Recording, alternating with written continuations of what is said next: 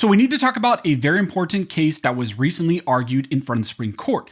This case attempts to build off of a prior 9-0 unanimous decision that was issued by the Supreme Court prior, and it impacts our rights to prevent the warrantless entry into our homes and potentially also the confiscation of our firearms.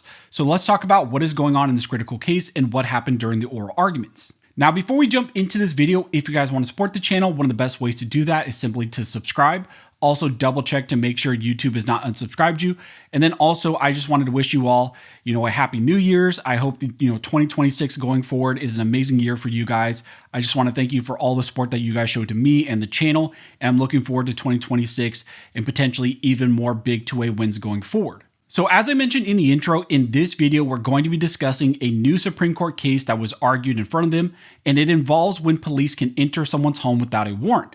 This case tries to use a prior 9-0 unanimous decision issued by the Supreme Court involving the warrantless entry into your home. This new challenge pending in front of the Supreme Court is called Case versus Montana, and this challenge is very important for gun owners to know because it involves when law enforcement potentially can use some legal workarounds to not only enter your home without a warrant, but also potentially confiscate firearms once they're into your home. This case was recently argued in front of the Supreme Court, and now it is set to be decided, probably going to be decided, sometime early next year because this was argued early in the Supreme Court's term.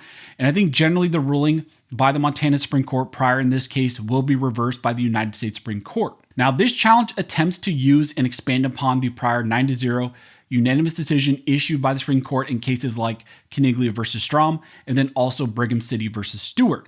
Now, the facts surrounding this case are very interesting. Essentially, the individual here, Mr. Trevor Case, got into a situation, a conversation with his ex-girlfriend. The ex-girlfriend called police saying that he had called her and that she had had a bad feeling, based on the phone call that he had with her, maybe saying some things that she was not comfortable with. When her and police arrived at his house, she told them that she could not remember exactly what he told her, but she had a bad feeling and that maybe he would also shoot himself and maybe also shoot police. And she said that maybe she also heard that he had a firearm. Apparently, all of the police officers knew Mr. Case and knew that he had a history of mental health issues.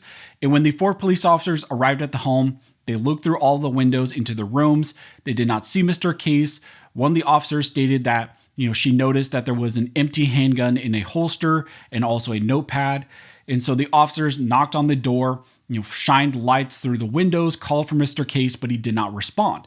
Now, after about 40 minutes at the house, the police officers decided to finally enter the home through the front door, which they found was unlocked. When they entered the home, 2 of the police officers went upstairs and one of the officers entered an upstairs bedroom, and he entered the room and he saw what he believed was a closet curtain kind of jerking open, revealing that Mr. Case was in there. He saw his face, and he also claimed that he saw a black object.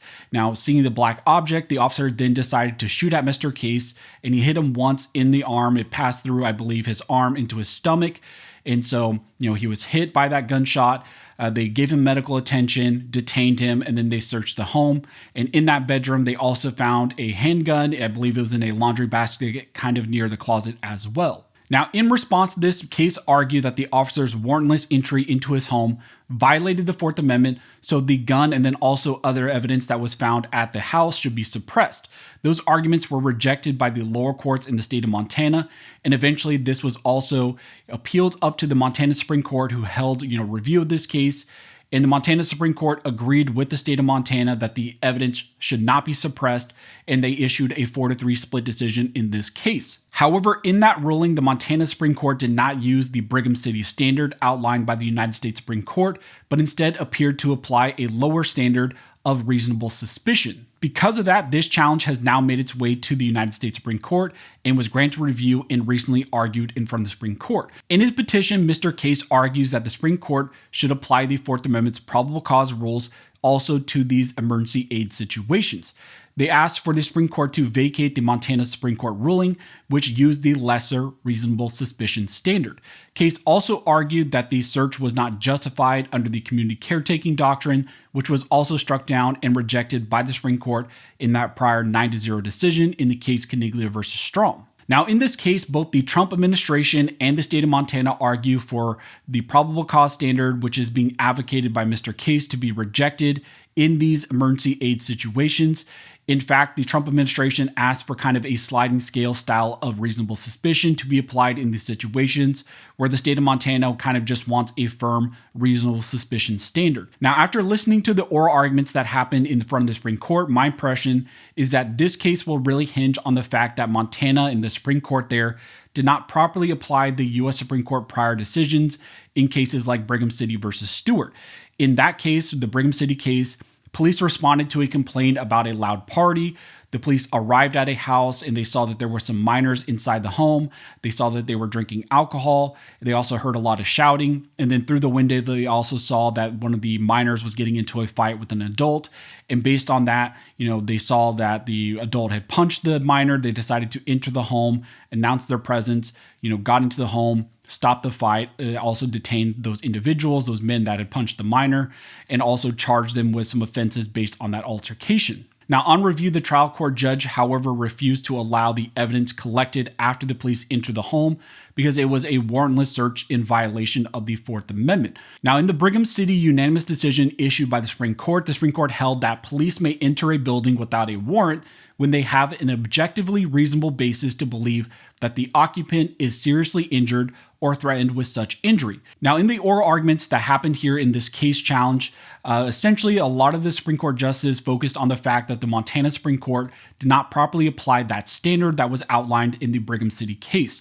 Instead, they kind of used a lesser standard of reasonable suspicion or something even looser. In fact, at one point, Justice Barrett actually called the Montana Supreme Court ruling sloppy, which appeared to kind of be a sentiment that was maybe adopted by a majority of the justices, believing that the Montana Supreme Court just simply got the analysis wrong. The question then is, what will they potentially do about that issue?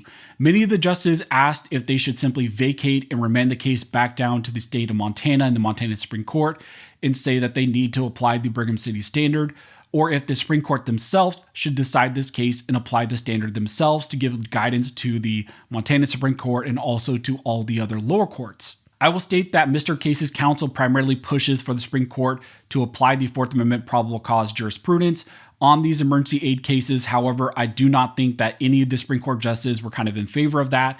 It seemed like most of them, even some of the most conservative justices, were moving away from that.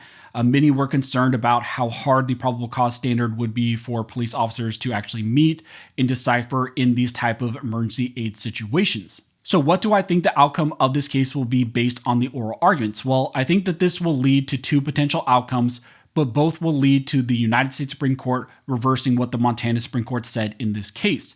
First, either the Supreme Court will simply vacate and remand the case back down to the Montana Supreme Court, saying that they need to simply apply Brigham City and do the correct analysis. This option was mentioned by justices like Barrett and Roberts.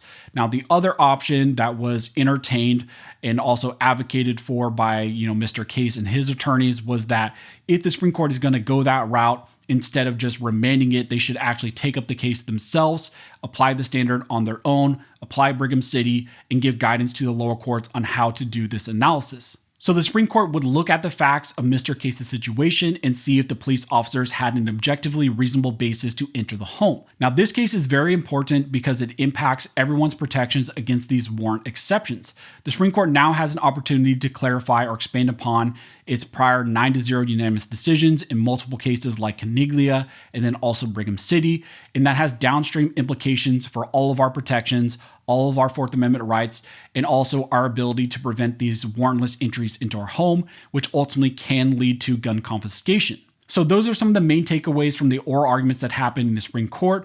At the very least, like I mentioned, I think that they're going to vacate and remand, but we're going to wait to see what the Supreme Court decide to do in this case. So as we get more information, as this unravels more, I will let you guys know. If you like this video and you would like to support the channel, one of the best ways to do that is simply to like, comment, and subscribe. You can also check out one of the two videos here on the screen that the YouTube algorithm thinks that you will find helpful.